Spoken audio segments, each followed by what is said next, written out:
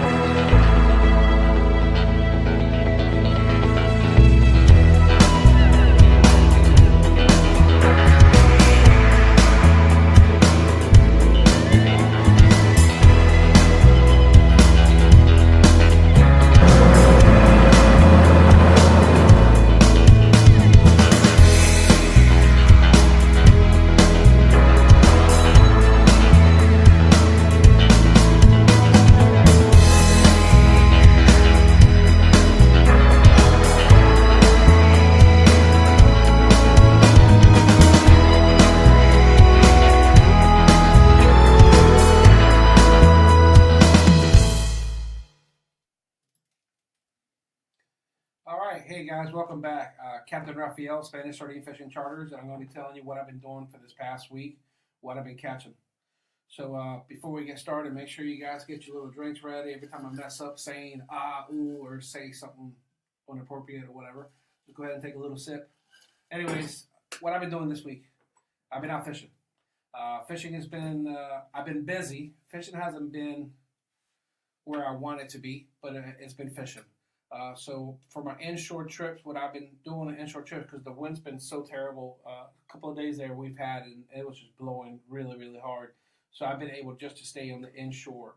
On the inshore, I've been using a lot of artificials, and we've been catching a lot of trout. Trout, there is some keeper trout. We have been catching a lot of keeper trout, but this is a subject that I want to talk about tonight.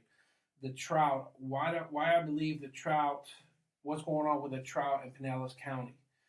For you guys that fish Pinellas County, you guys have seen these birds. They're really, really bad. I mean, if you guys don't mind, go ahead and share with me or make a comment if you feel the same way or not. These cormorants, every time we release a trout, if it's small, big, or don't matter what size, I released a 19-inch trout, and the cormorant swallowed the whole thing. And it's just nonstop over and over and over again. So I believe the cormorants has a lot to do with the trout population that we have here in Pinellas County.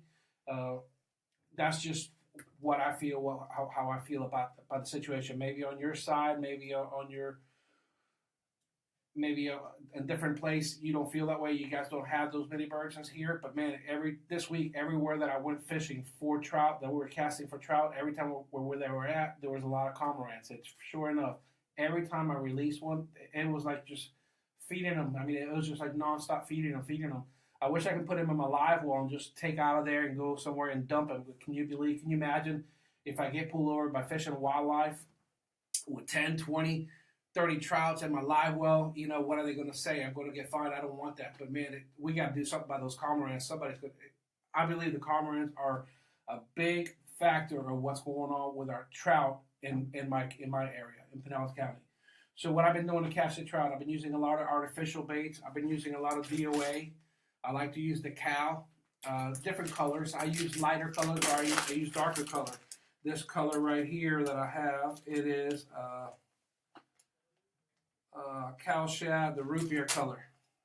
Now, what I like to do, guys, is if I'm using a dark color shad like this one right here, I like to put a white or a lighter head on it. I've been using the 1/8 jig heads. So if I use the dark one, I will go ahead and use a lighter jig head or a white one. And if I use a lighter one, I'll use a dark head, like for example the red one.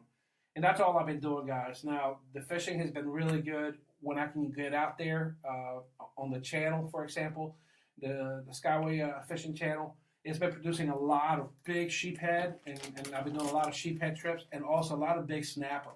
The other day, I opened up a snapper that we filleted, and in the snapper, there was a half of the tail of a lobster.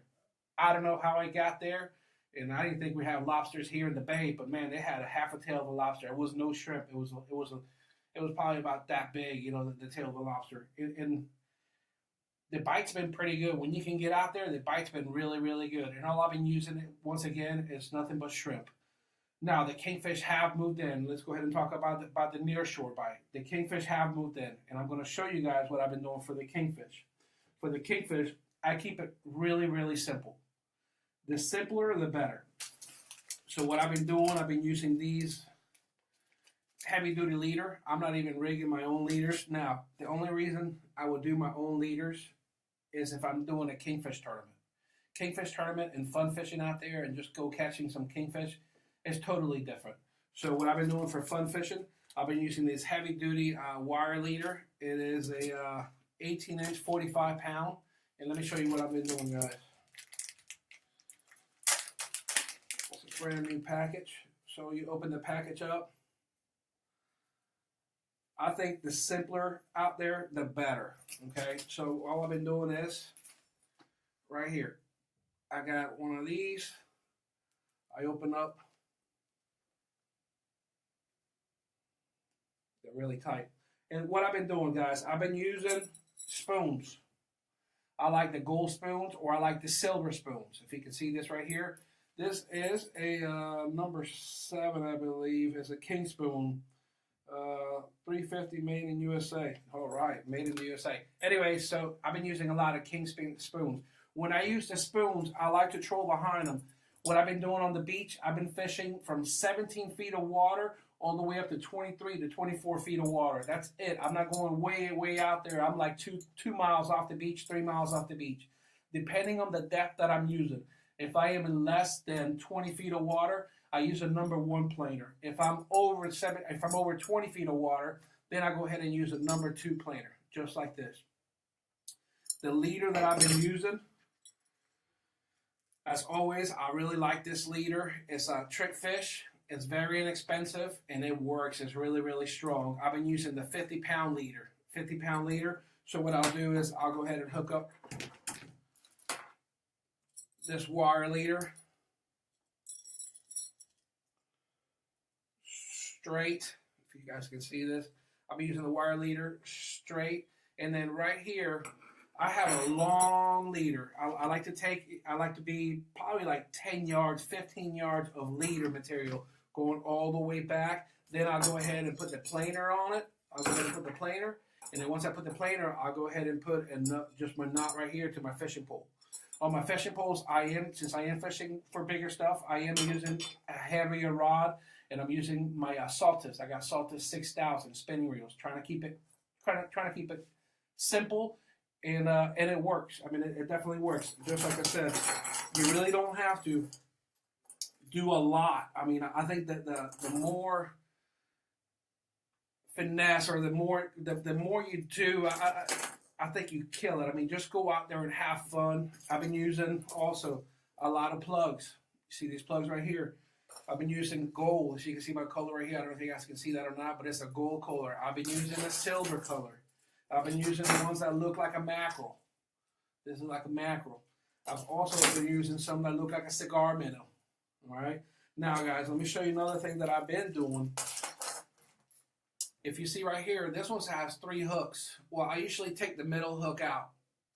So it'll look just like this one. This one right here has for the 3rd hook, but I don't use 3 hooks. 3 hooks is way too much.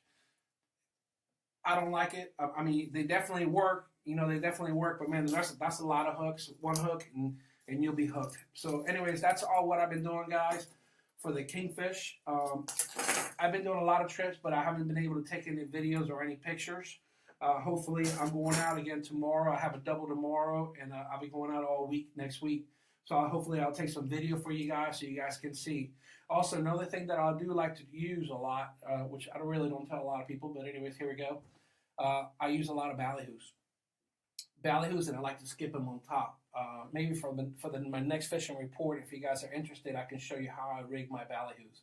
I just buy the frozen ones. You can go to any bait shops from here locally in town, and you can just purchase the pack of ballyhoos. You can also use them rigged. You know, you can buy them rigged, but when you buy them rigged, let's say, for example, If you buy them rigged, they're going to come 3 in a pack for $12. Or you can get 12 of them for the same amount of money, but you got to rig them up. And it's not that hard to rig them up. Like I said, it's really simple to rig them up. Maybe like my next fishing report, I'll go ahead and show you guys how to do that. That's all I've been doing, guys. I really don't have that much today. I know it's going to be a little short review. I apologize to the customers that I didn't take pictures and didn't have videos for them. This is really a fishing report for them, because they ask me all the time what I've been doing and all that. So I usually do this video report for them. Unfortunately, like I said, this week it was pretty busy. I mean, it was rough, pretty busy, and I wasn't able to take any pictures or videos. But like I said, hopefully for next week I'll have some for you guys.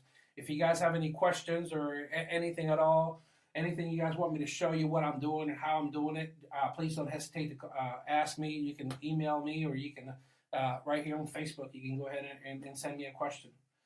That's all pretty much I got for you guys for today, guys. Like I said, once again, I apologize for being so short and sweet. So to you guys, we'll see you next week. Hope you guys had a good time. Thank you.